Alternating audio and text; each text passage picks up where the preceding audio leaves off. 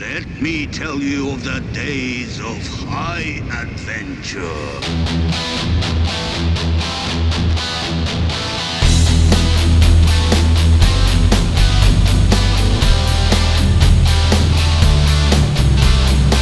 High adventure.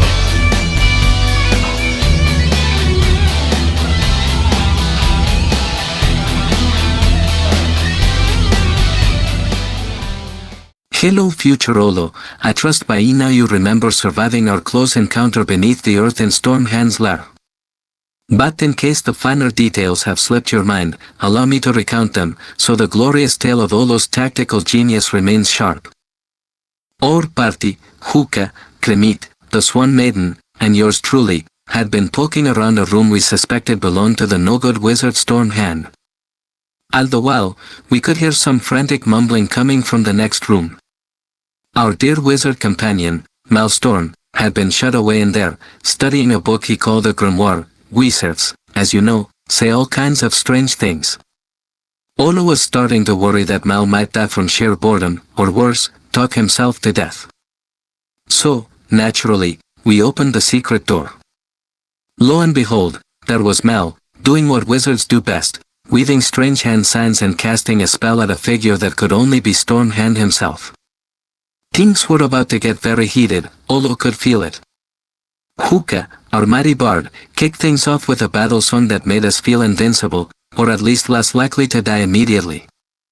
Now, future Olo, let's take a moment to remember Mal's spell. I'm no expert in magic, and frankly, I don't trust it. But I do know when something is impressive.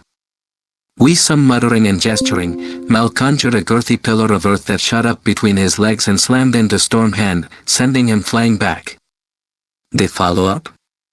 A volley of fire bolts that scorched the wizard. It was almost poetic, really.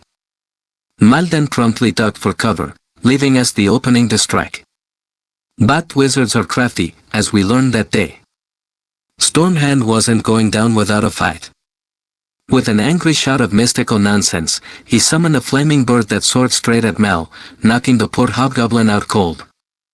The battle took a turn, and Kremit, the most reliable of hunter frogs, responded by sending an arrow straight into Stormhand's chest. Olo followed up with a sling stone, accuracy honed by weeks of practice. Naturally, Olo then made a tactical decision to move out of harm's way. Some might call it running, but we both know better. Always thinking ahead, that's Olo. Meanwhile, the Swan Maiden started singing a sad, weirdly soothing tune. Olo was confused, but it turns out it was a healing song for Mal. Back on his feet, our wizard was ready to fight again, though his second wind was short-lived. A Stormhand conjured a whirlwind that flung both Mal and Kremit like ragdolls, knocking them out cold again. Hookah stood firm while Olo's early strategic retreat kept us just out of reach of the chaos. Now, future Olo, do you remember what happened next? The Swan Maiden, deciding enough was enough, charged Stormhand and pecked him. Yes, pecked. Perhaps Olo's tactical guidance could not influence bird-brained decisions, but it did provide clarity. While the Swan Lady distracted the wizard, Olo formulated a masterful plan, charge and stab until the wizard was dead. And it worked. Of course it did. Olo's plans always do. After slaying the wizard, Juka and Olo patched up Mal and Kremit. Olo's healing skills, Dr. Olo strikes again, were on full display. Hookah's no slouch either. With our crew back on their feet, we secured the prized seashell horn. Mal's memory, sharper than I gave him credit for, recalled something about Stormhand mentioning that this horn is one of the 3 keys needed to open the gates of power. Guess who's not returning this to that dirty-handed tavern girl? That's right, future Olo, Uese. 1 key down, 2 to go. After some rest, Kremit charted a path back through the deep mire. Along the way, we spotted smoke and stumbled upon a campsite, or rather, a tent on a raft. Kremit and I, ever the nimble pair, hopped across some rocks to investigate. It is a note for future Olo, check for slant-covered rocks before jumping. Slipped right into the water. Cold, wet, and very displeased, we carried on into the tent. Inside, things took a turn for the unsettling. Hanging from strings were the dried, shriveled bodies of frogs, cremate skin. The look on his face will haunt you, Olo. It was as though all hope drained from his very soul. Olo will need to offer comfort for the poor frog for many nights to come.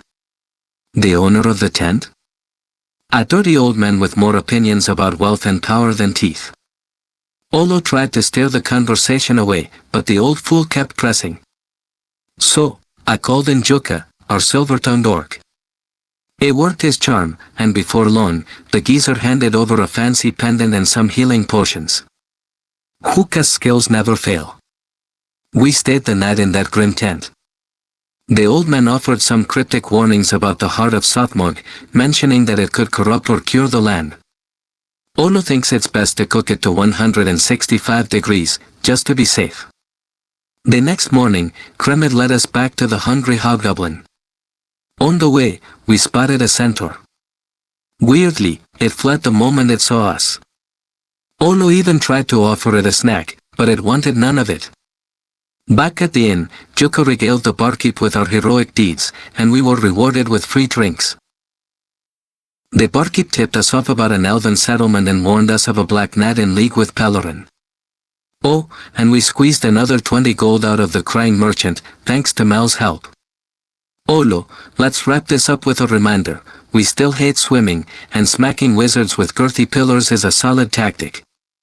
Until tomorrow, Olo Quickfoot, master tactician, tolerant of the dirty peasantry.